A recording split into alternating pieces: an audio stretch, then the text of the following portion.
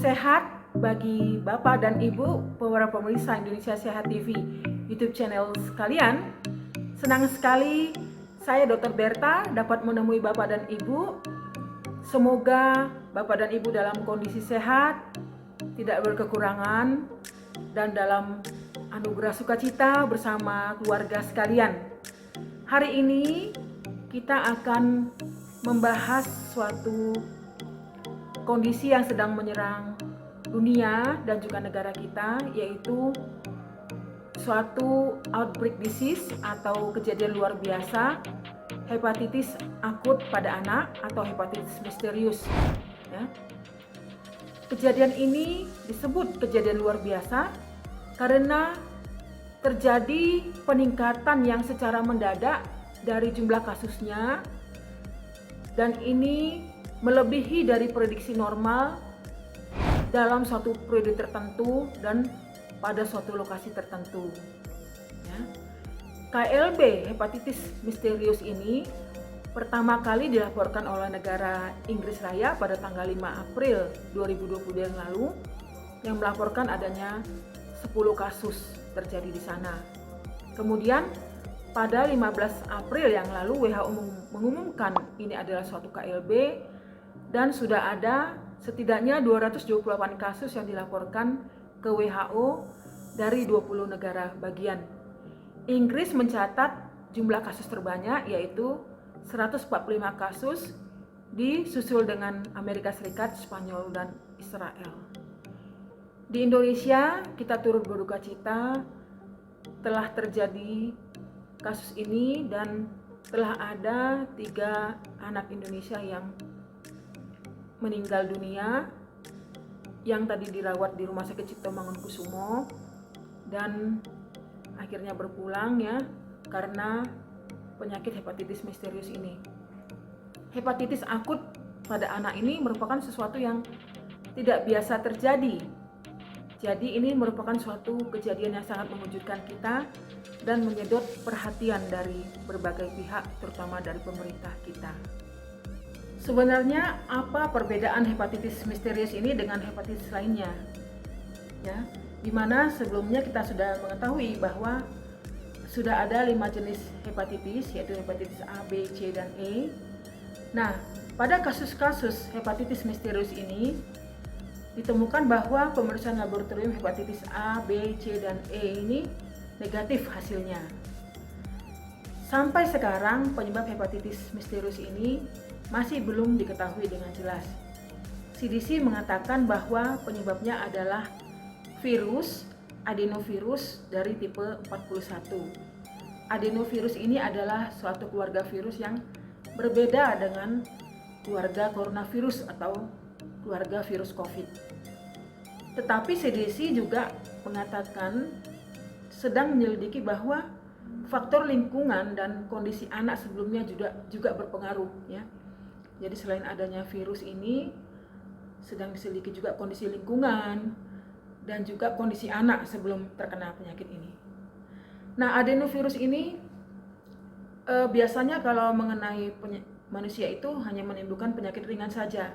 Tetapi pada KLB kali ini dapat menyebabkan hepatitis akut yang berat pada anak, bahkan sampai kematian. Nah, adenovirus ini disebarkan lewat jalur feses dan mulut. Artinya penyebarannya melalui kotoran dan mulut. Jadi kita harus menjaga apa saja yang bisa melewati jalur itu. Apakah ada hubungan antara hepatitis misterius ini dengan vaksinasi COVID?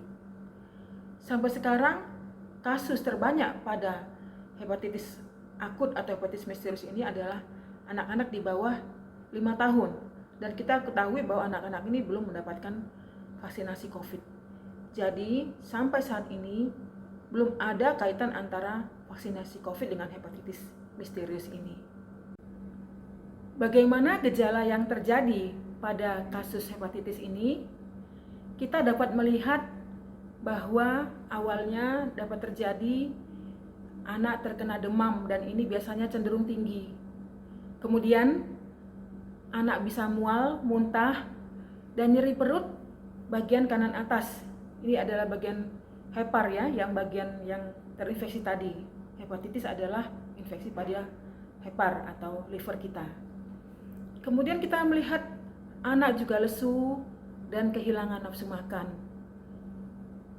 Walaupun gejala yang paling banyak dapat dilihat adalah demam dan mual tadi, dapat juga terjadi lesu dan juga bisa terjadi diare, ya.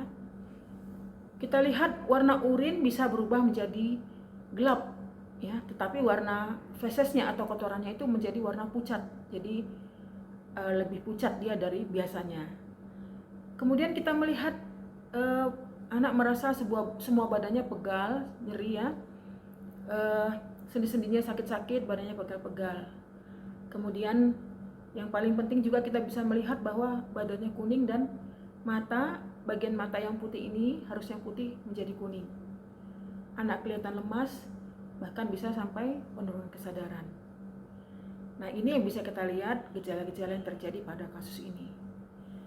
Nah, apa yang bisa kita lakukan dan bagaimana pencegahannya? Ini adalah satu hal yang paling penting, ya. Mencegah lebih baik daripada mengobati. Pertama adalah kita harus tenang, jangan panik.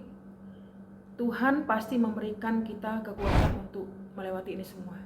Kita yakini percaya Tuhan memberikan semua dalam kondisi baik dan Tuhan pasti memberikan kita jalan keluar yang terbaik, ya. Kemudian lakukan kegiatan-kegiatan yang meningkatkan daya tahan tubuh. Misalnya kita kalau bekerja, ya tetap bekerja pada waktunya, ya. Jangan bekerja yang terlalu berlebih-lebihan, terlalu forsir, bekerja sampai larut malam, ya. Bekerja itu kita kalau manusia, ya kita biasanya pagi sampai petang itu kita lakukan, dan pada jamnya istirahat kita lakukan istirahat.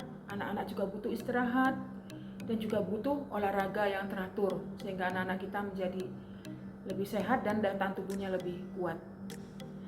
Kemudian yang ketiga, kita biasakan makan makanan yang dimasak sendiri dan kita bisa tahu bahwa itu lebih bersih, ya. Dimasak sendiri lebih baik dan dimasak sampai matang. Karena ketika dimasak dengan matang, kita tahu bahwa semua virus atau bakteri itu bisa mati. Kemudian sebisa mungkin diusahakan tidak makan-makan di luar, ya.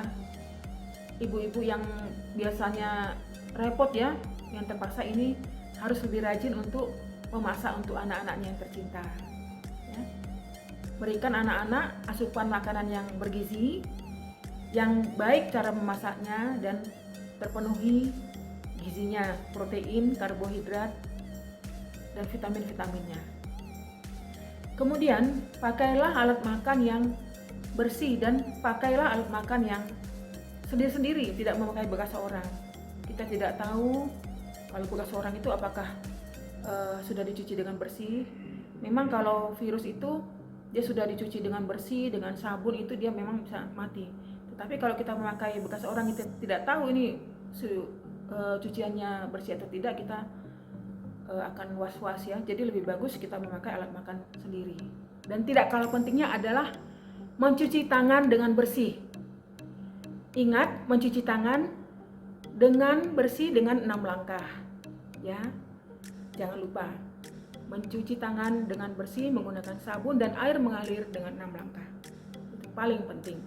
Karena tangan kita ini bisa kesana kemari dan ini bisa menjadi alat penyebaran juga dari penyakit ini. Jangan lupa, Bapak Ibu sekalian, mari kita pasang mata kita untuk melihat apakah ada anak-anak kita atau keluarga kita yang lain atau tetangga atau di sekitar kita yang mempunyai gejala-gejala ini tadi, ya, seperti mata kuning, kemudian lemas, mual muntah, diare, sakit perut, lemas sampai kesadaran menurun. Mari kalau ada penyakit-penyakit seperti ini yang sekarang ini terjadi, segera kita melaporkan atau mendatangi fasilitas layanan kesehatan yang terdekat.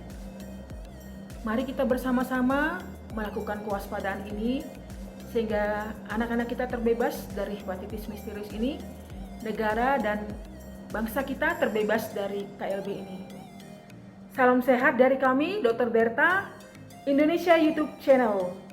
Tetap semangat, tetap penuh sukacita, hati yang gembira meningkatkan imun kita, dan tetap semangat melaksanakan protokol kesehatan.